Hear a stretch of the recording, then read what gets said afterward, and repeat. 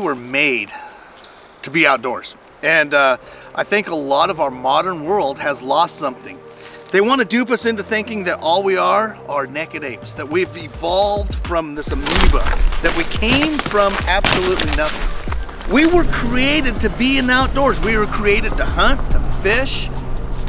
Modern world is trying to repress that. They're trying to make us live in an artificial world. The problem with this whole idea that the natural world is all there is, and it's not telling us anything about God, that it is just matter, is completely wrong.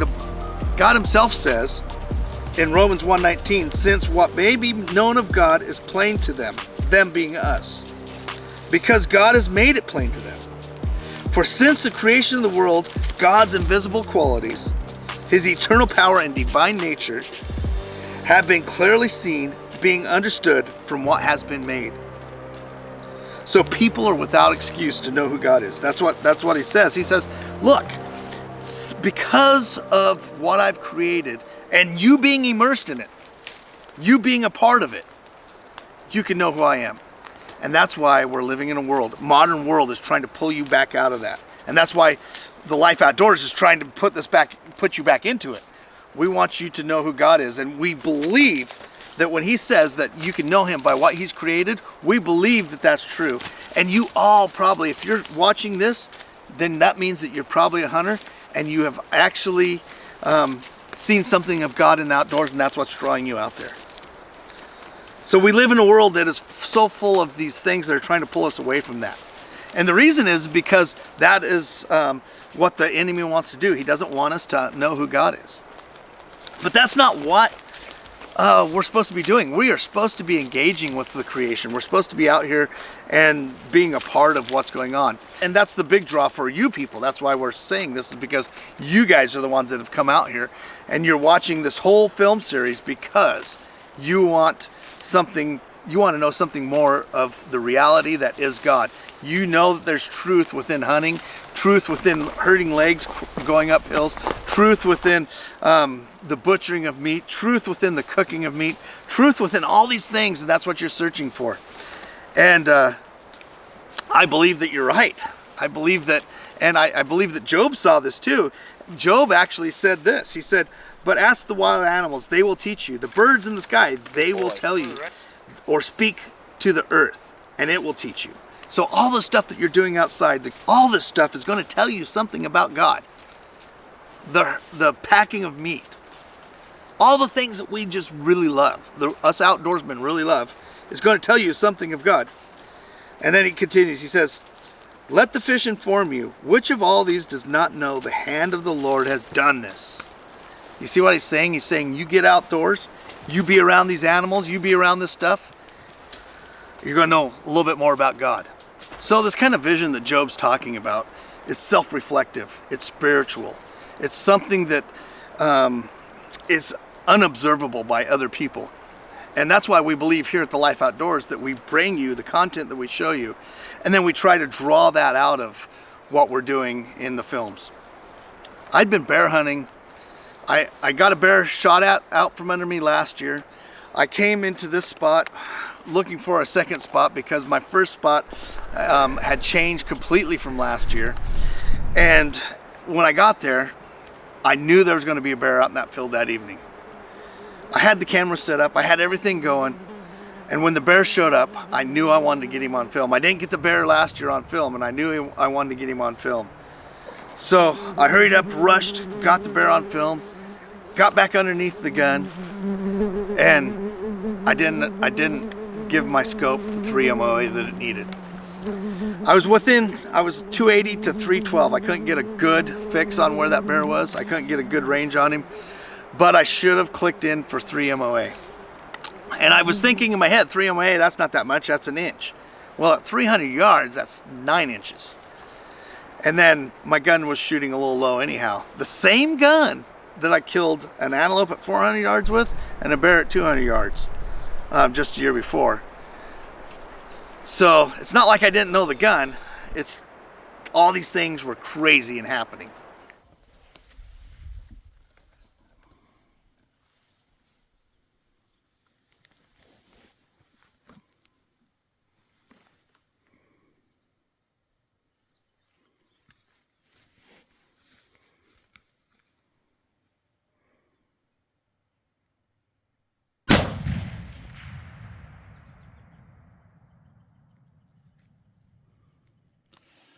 I really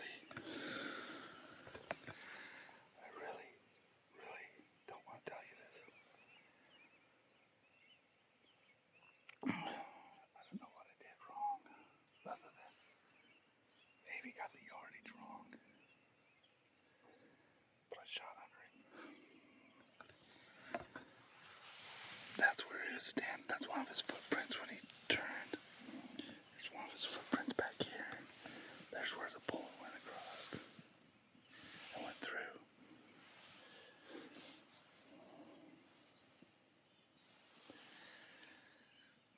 I'm going to go up here and look a little bit in there anyhow, make sure I didn't wound him. There's a big bear though. Another big red one. I knew he was coming out by the way those deer acted. I'll go up here. Crazy and happening. Anyhow, as you see, I shot underneath the bear. And all that came about because of my worry about what I was going to get on film and what I was going to give to you guys. And through that, and this has gone over, you guys ever miss a bear that you should have shot and it's a big bear? You ever miss any animal that you should have shot and it's a big animal? It's really hard. This came into my head. This was given to me several days after because I was really going over it really hard in my head. Do not be anxious about anything, but in every situation, by prayer and petition and thanksgiving, present yourself and your request to God. And the peace of God, which transcends all understanding, will guard your heart and your mind in Christ. In other words, don't rush. Talk to me. Understand the situation. Just be present and follow. Now, the next clip also was one of those times in the field where we just didn't know how to even react to it.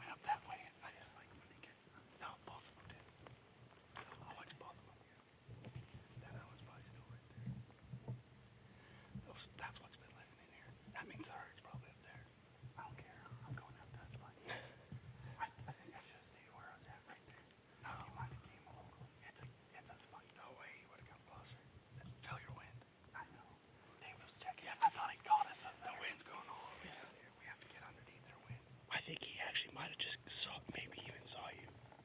He did. Yeah. When you moved forward. I think when you moved forward, he saw you.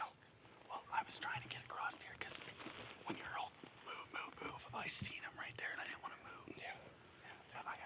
I had to move. There's nothing you can do. You have to get him. You have to get him right. He wasn't gonna come in. Pretty darn close. Another 30 yards. I would have shot him. That's awesome. I was drew back. I know. I was like, Tucker, what are you doing? He was crushed. He was crushed. Now you saw, Gage got really close to that bull. And I kind of screwed it up a little bit for him because I was calling behind and I was moving that bull around where he couldn't get a shot. He was this close to getting a shot both times. But I kept telling him that God has his best interest at heart. Even though that everything was happening and all of it was frustrating, God still had his best interest at heart. And I told him this verse. I said, and we know that all things work for the good of those who love him and have been called according to his purpose. And Gage could have lost his heart here. He could have not ever gone back out. He'd been around a lot of bulls and he could have just threw up his hands and said, I give up. Gage was being prepared for this.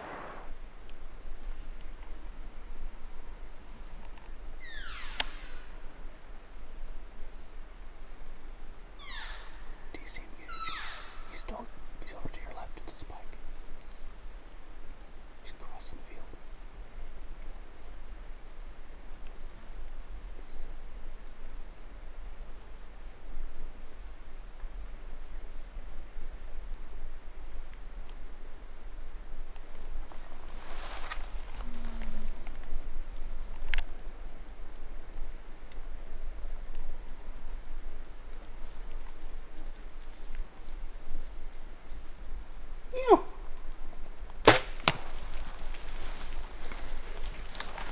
Good shot. It's a good shot.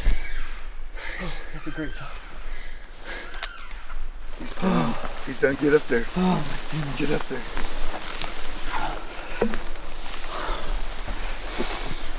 I really wish you would have got the bigger one, but this will work.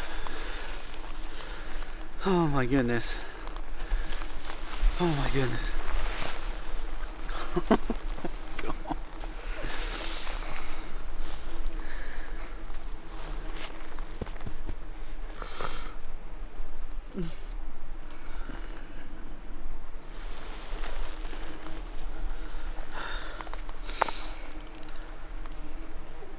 Thank you, Lord. Look at that guy. Look at that. My first bull. Okay, so One of the most important and the most important thing that we get from being outdoors and we get by being around hunting, especially hunting, is the fact that we are taking life. That is one of the biggest metaphors that God is using in the outdoors. Romans says, the wages for sin is death. Sin demands a payment. It demands life. The wages for sin is death. And what is sin? Sin is everything that you should have done that God told you to do, or the stuff that you shouldn't do that God told you not to do. So, why is blood a big deal? Well, Leviticus tells us that for the life of a creature is the blood, and I have given it to you to make atonement for yourselves at the altar, and the blood makes atonement for one's life. So only year after year, the Jewish people would have to go to the altar, and they took this blood and they'd spray it on the altar, and it would sizzle up, and that was paying for their sins for that year. Now, this was looking, of course, forward thousands of years to the sacrifice of Christ, his blood at the cross. It was a temporary atonement, but it was still a prophecy. It was saying, hey, look, you have to have a blood sacrifice for yourself. So each animal we kill, butcher, and grill is speaking to us, just like the Passover animals spoke to the Jewish people for the future, saying that there's a future Messiah coming. The animals that we shoot now and the blood that we shed now speaks to the past, looks back at the cross. So each animal we kill is a metaphor for what happened at the cross. It's like the Passover lamb was for the Jews. They took the Passover lamb, they sprinkled its blood on the altar, and that was to atone for their sins for one more year, looking forward to the cross, to when all sin would be paid for. As we take blood, we're looking backwards at the cross. And we should look at it in the same way. We should understand that there was a life that was given to us to sustain ourselves. The meat that we eat feeds us and keeps us alive. The blood that we shed keeps us alive. The sacrifice was given. Us hunters know that better than anybody else on this earth. Colossians says this, and through him to reconcile himself all things, whether things on earth or things in heaven, by making peace through his blood shed on the cross. So he brought us back to our created order, brought us back into communion with the Father through his blood. He was the living sacrifice that we should have paid. And when we hunt an animal, when we eat the meat, any meat, I don't care what meat, then we should be looking back at that cross. That's why the Life Outdoors exists. We want to be the church to outdoorsmen. We want to point these things out to you. We want you to see what Christ is doing. All of us are going out there. We're all searching for truth. We're all searching for truth in the woods. And the only way we can look at and be truthful in this is when we look at the cross. Romans 8 says this, and I'm going to leave you with this. The word is near to you. Each and every one of you guys, if you're watching this video, the word is near to you. That means God's representation of what he wants out of humankind is sitting at you right in your face right now. It's in your mouth, it's in your heart. That is the word of faith we are proclaiming, that you confess with your mouth that Jesus is Lord because he went to the cross and he paid what you couldn't. And believe in your heart that God raised him from the dead and you will be saved. That is our hope here at the Life Outdoors, is we want to show you Jesus through what he's made.